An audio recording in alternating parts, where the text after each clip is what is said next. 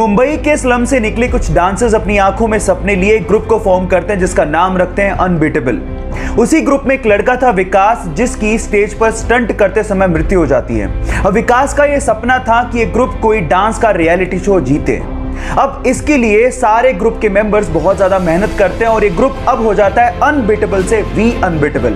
2019 में वो इंटरनेशनली एक सबसे बड़े डांस रियलिटी शो में पार्टिसिपेट करते हैं जिसका नाम था अमेरिकाज गॉट टैलेंट, लेकिन उन्हें चौथे स्थान से ही संतोष करना पड़ता है। लेकिन वो हिम्मत नहीं हारते और उसके बाद 2020 में अमेरिकाज गॉट टैलेंट में वापस से पार्टिसिपेट करते हुए विनर की तरह बाहर निकलते हैं और विकास के सपने को पूरा करते हैं और देश का नाम रोशन भी करते हैं। इस ग्रुप के लिए जिसका नाम है अनबीटेबल, एक लाइक तो बनता है।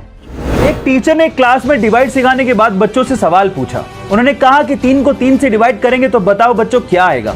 तो सब बच्चों ने जवाब दिया 1। लेकिन उसी क्लास में एक छोटे से बच्चे ने सवाल पूछा कि अगर सर 0 को 0 से डिवाइड करेंगे क्या तब भी 1 ही आएगा। अब सवाल दिखने में छोटा लगता है, उस वक्त बच्चे सुन के हंसने लगे थे, लेकिन इसी सवाल का जवाब ढूंढने में गणितज्ञों को सालों लग गए। Yes, I am talking about Ramanujan, जिन्होंने अपने 32 साल की छोटी सी जिंदगी में गरीबी होने के बावजूद भी गणित में इतना लगाव होने की वजह से 4000 के करीब मैथमेटिकल इक्वेशंस की डिस्कवरी कर डाली और इसी वजह से उनके जन्मदिन को हम लोग नेशनल मैथ्स डे के रूप में मनाते हैं। सो गाइस, उनकी जिंदगी से हम लोग ये सीख सकते हैं कि जिंदगी लंबी नहीं बड़ी होनी चाहिए। जब 1965 में पाकिस्तान ने भारत के खिलाफ जंग शुरू कर दी तो तब के प्रधानमंत्री श्री लाल बहादुर शास्त्री जी ने सेना के हाथ खोलते हुए कहा कि तुम ईंट का जवाब पत्थर से दो। लेकिन इस बात से नाराज होकर अमेरिका ने भारत को धमकी देना शुरू कर दिया और कहा कि अगर भारत ने जंग बंद नहीं की तो अमेरिका से आने वाला गेहूं भारत को नहीं दिया जाएगा, वो बंद कर दिया जाएगा।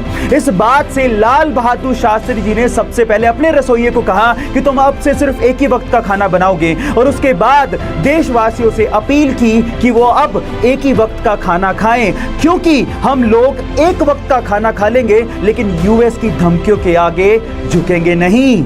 हरित क्रांति उसके बाद उन्होंने देश में शुरू की। जय जवान जय किसान का नारा देने वाले इस भारत के सपूत लाल बहादुर शास्त्री जी को मेरा सलाम। हम जिंदगी में बहुत बार हार जाते हैं, गिर जाते हैं और कभी कभार तो हम लोग उठने की कोशिश भी नहीं करते और जब वक्त निकलता है तो हम सोचते हैं कि काश एक बार और मैंने कोशिश कर ली होती।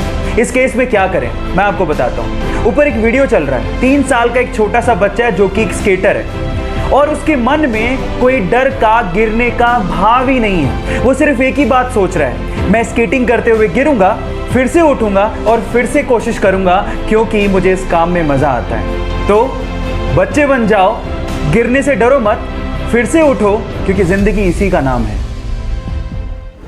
5000 रुपए पर मंथ पर एक रेस्टोरेंट में गाना गाता था।